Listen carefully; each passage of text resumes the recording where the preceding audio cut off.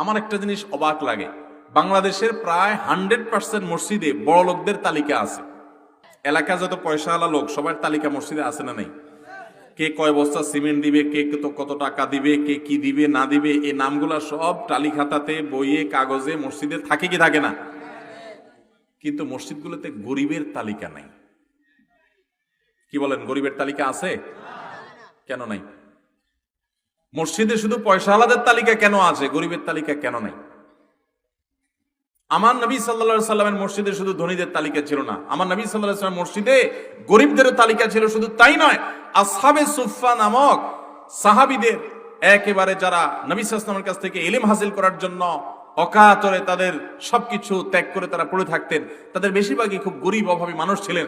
তারা নবী করিম সাল্লাল্লাহু আলাইহি ওয়াসাল্লাম মসজিদে সবচাইতে সম্মানিত ছিলেন, তাদের জন্য সবচেয়ে সম্মানজনক জায়গা বরাদ্দ করা ছিল এবং তাদের অভাব মোচন